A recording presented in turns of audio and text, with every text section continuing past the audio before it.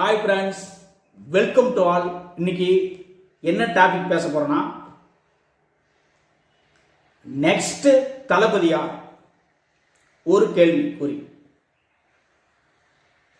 ஏன்னா நம்ம தளபதி முழு நேர அரசியல் இறங்க போறாரு. இப்போ கோர்ட்டுக்கு அப்புறம் ஹச்சி வினோத் டைரக்ஷன்ல நடிக்க போறாரு. அதுதான் ஃபைனல் படம் நினைக்கிறேன். அதுக்கப்புறம் முழு நேர அரசியலில் இறங்க போறாரு. இப்படி இருக்க சூழ்நிலையில் கோர்ட் படம் சமீபத்தில் ரிலீஸ் ஆகி படம் வசூல் ரீதியாகவும் நல்லா போயிட்டு இருக்கு. அது பார்த்தீங்கன்னா ஒரு கிளைமேக்ஸ் சீன்ல சிவகார்த்திகேயன் வருவார்.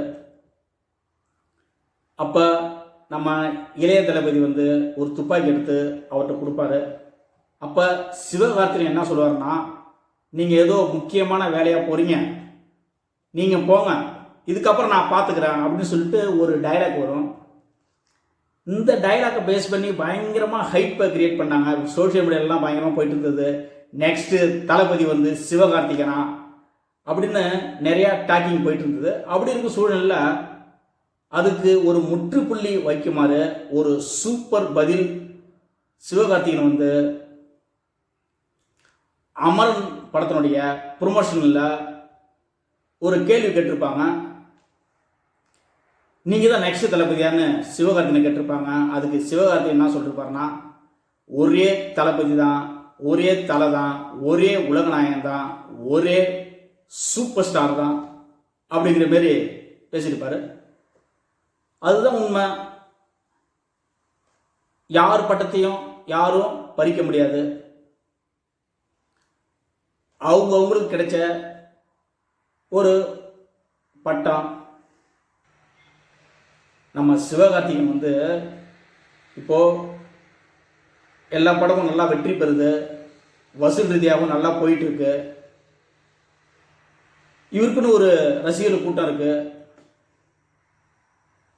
இன் ஃபியூச்சரில் இவர் தளபதி போல ஒரு 200 crore மேலே சம்பளம் வாங்கலாம்.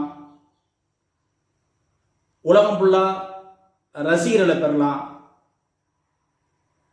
வசூல் ரீதியாகவும் தளபதிக்கு ஈக்குவலண்டாக பெறலாம். ஆனால் அதுக்காக யார் பட்டத்தையும் யாரும் எடுத்துக்க முடியாது. அவங்களுக்கு பட்டம் அவங்களுடையது. அதனால அந்த தாட்டில் வச்சு இந்த பதில் அவர் சொல்லியிருக்காரு. அப்படிதான் நினைக்கிறேன். நீங்கள் என்ன நினைக்கிறீங்கன்னு கீழே கமெண்ட்ஸில் போடுங்க. நம்ம நெக்ஸ்ட் வீடியோவில் பார்க்கலாம். தேங்க்யூ.